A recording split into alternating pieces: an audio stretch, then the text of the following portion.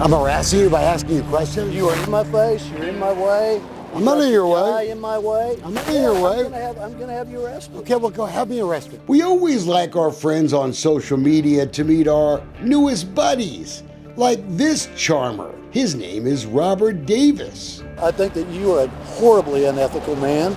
He's a senior partner in the Flowers Davis law firm in Tyler, Texas. An insurance lawyer paid with your tax money to help defend county governments throughout Texas from lawsuits. There's our friend Mr. Davis in a rare TV interview back in 2018 next to the Falls County Sheriff, who was accused of sexual assault. Basically, these allegations stem from, I believe, a vivid imagination. Well, it must have been an imagination that was infectious, because 4 other women claimed that now former lawman, he sexually assaulted them too. But just ask Robert.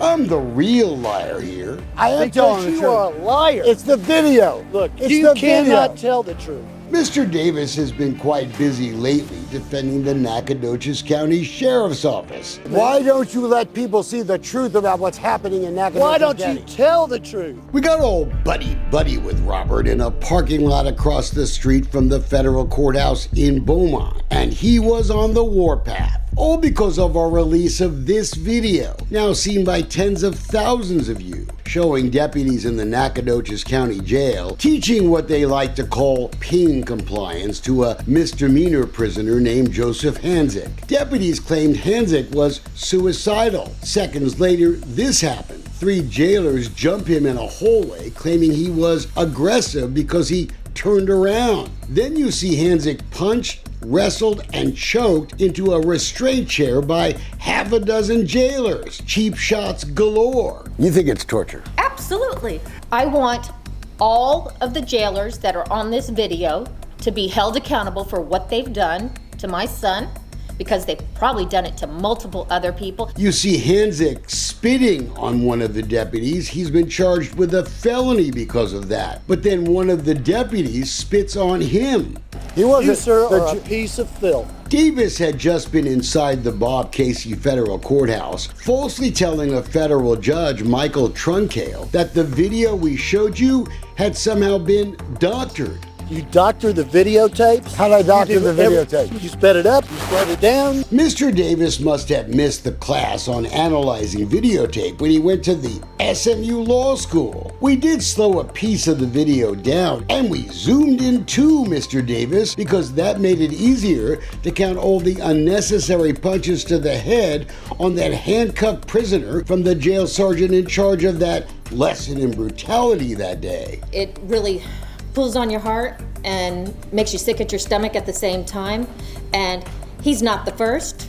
He won't be the last. But it wasn't the speed of the video that was really what was irking this county lawyer. It was the fact that folks in Nacogdoches County got to see it at all. Davis had filed a motion for sanctions against civil rights lawyer Paul Anderson and his client Joseph Hanzik after the video was released. Hanzik provided the video to us before an agreed protective order was signed by the judge. And Anderson, he got called on the carpet. I am to stick to the rule of law, and there will be consequences if we break those protective orders. To his credit, Judge Trunkale appears to be a true believer in the First Amendment, and he said the video would likely become public if the case ever went to trial. But that's part of the problem. Many times these alleged police brutality cases settle, and the video never sees the light of day. That should change.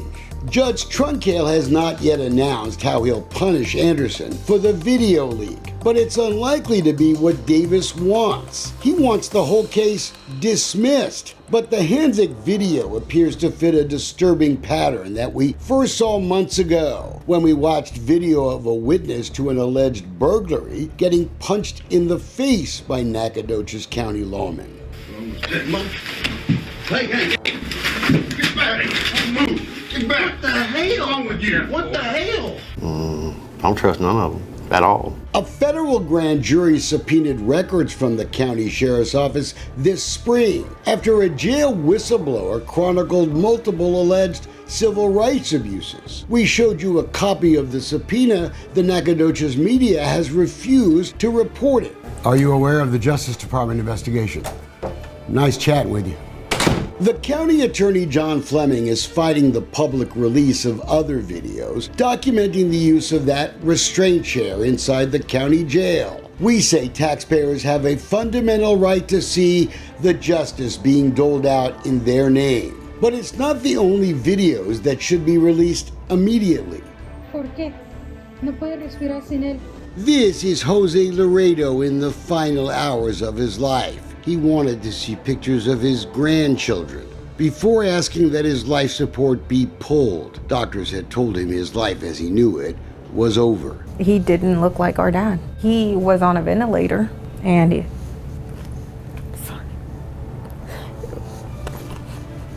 it looked nothing like him.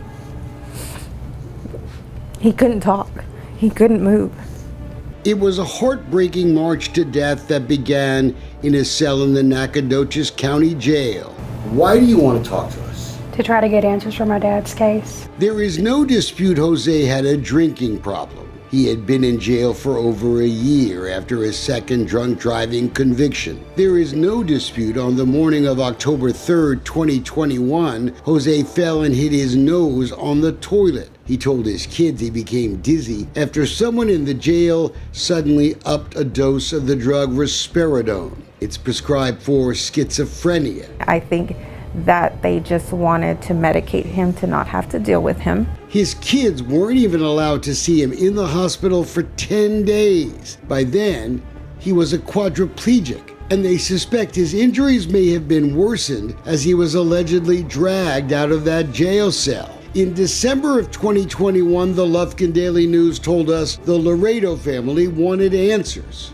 It's now nearly 2 years after his death. At Nacogdoches County, they're still playing games with this family. Have you looked at the medical records of the jail? They won't give us anything. If they were competent, they wouldn't need to hide anything. If they were doing their job right, they wouldn't need to hide anything. The family has still been denied the right to see jail video taken outside Jose's jail cell that day. In May of this year, they got their latest refusal to see anything. And guess who doesn't think Jose's own children have a fundamental right to see what really happened to their dad? Robert Davis, the insurance lawyer for the Texas Association of Counties. I received an email basically saying, we're not getting it. They basically lawyered up. You know who sits on the panel that approves Davis's legal work? County Attorney John Fleming.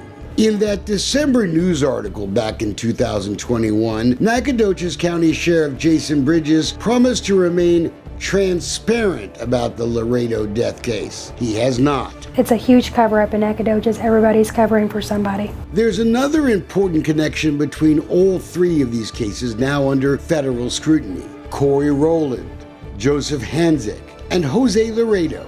It's Texas Ranger James Hicks. Both Hanzik and Corey Rowland say their civil rights complaints to the Ranger were ignored. That's who's supposed to police the police in Texas anyways. Ranger Hicks, I'd like to ask you, why did you ignore complaints about abuse in the Nacogdoches County Jail? Under Texas law, Ranger Hicks simply could not ignore Jose Laredo's case. He died in the hospital, but he was still in custody. The family says the Ranger did interview them, and it began with an insult, saying he was surprised the kids were so educated. He thought he was going to be able to brush us off, and maybe he expected us to be illegal Mexicans that weren't going to be able to ask a lot of questions. Hicks completed a report, but won't let the family see it. Honestly, there's a lot of racism in Nacogdoches, especially within the law enforcement. And this year, the Laredo case went to a grand jury and someone, we don't know who, was not indicted. Jose's children say District Attorney Andrew Jones didn't even bother to tell them their father's death was even being presented to a grand jury. we'll never have closure if we don't know what happened. The complaints about jail misconduct in Nacogdoches are mounting, but the same cast of characters in the sheriff's department have escaped court punishment because of what's called qualified immunity.